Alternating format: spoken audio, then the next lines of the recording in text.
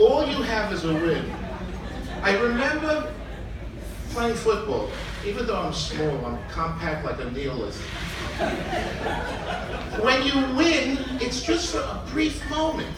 Even the after party is a brief moment. And we didn't do bad things back then because I'm quite old. We couldn't do bad things. I played a little football for Hofstra University, not for Penn State. But I did see and know Joe Paterno, who's a wonderful, wonderful human being. And he made a mistake too. He didn't listen to his parents. Joe was supposed to go to Penn State for one semester in the summer.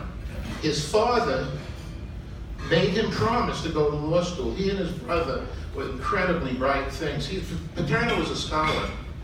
And he stayed at Penn State for some 30-some odd years.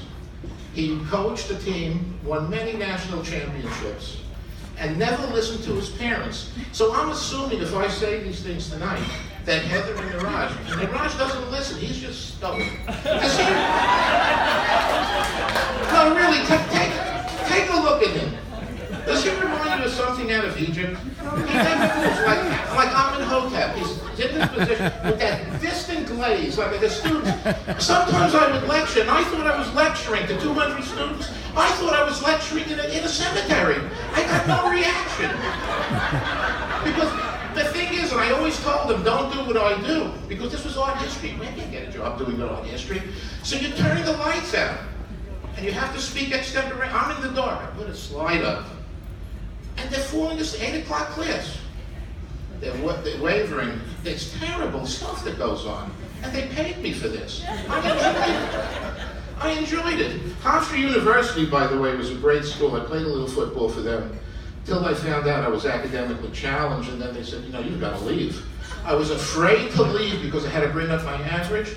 I felt my mother, who's like Heather's size, she would kill me.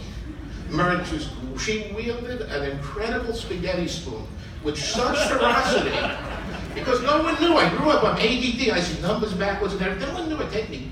My buddy Ron, take Ritalin, take all this stuff. They didn't know that. They sat me in a chair with my desk facing the wall, and every time I made a joke like this, she would hit me with a spaghetti spoon in junior high school. And I learned to focus. And out of fear, her deathly fear was that I would be a machinist like my father and go to work in a factory.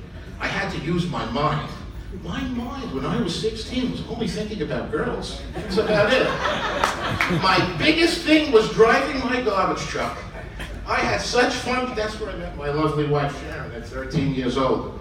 I had what they call an MVO license, motor vehicle operator, and I was driving a bulldozer to pick up a broken down garbage truck. And she was sitting on the beach, I remember this as if it was yesterday, in a blue Speedo, full-size bathing suit. Her hair was long, her skin was tight.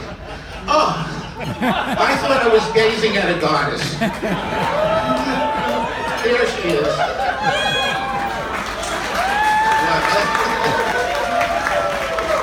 All right, this is about Heather and Niraj. Oh, I'm sorry.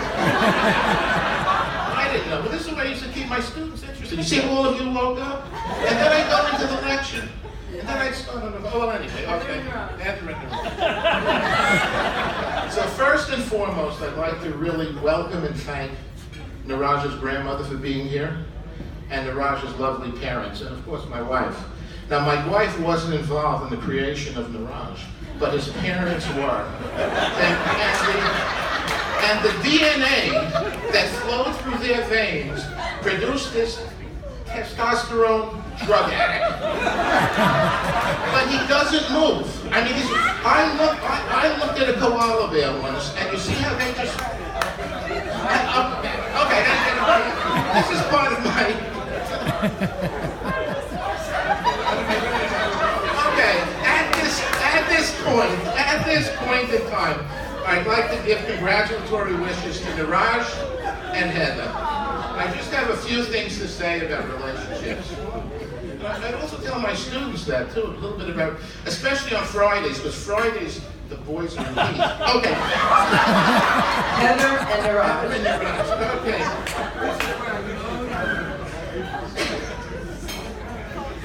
There we go. Okay.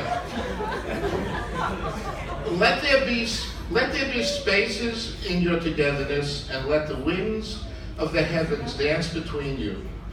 Let one another, rather love one another, but make not love your primary goal. Because love is fleeting. It lasts a few times. Okay, let's go on. Let it rather be a moving sea between the shores of your soul. Keep in mind that love does not consist of gazing at each other, especially when you get old, there's nothing but to look at. But in looking outward to get My turn to take over. We love you guys. Have a wonderful night. We're very happy. I have a brief thing to say. I used to do this in the mountains, so I paid for my education.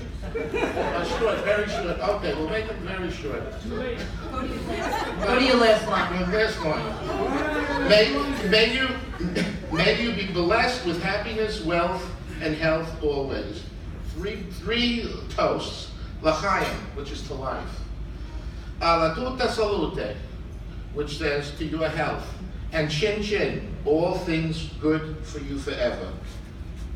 Let's raise our glasses, or whatever else you're raising today. I don't know if any of you are on pills, but raise your glasses.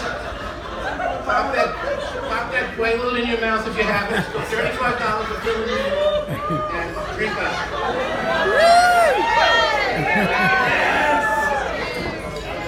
You'll never forget this, Heather.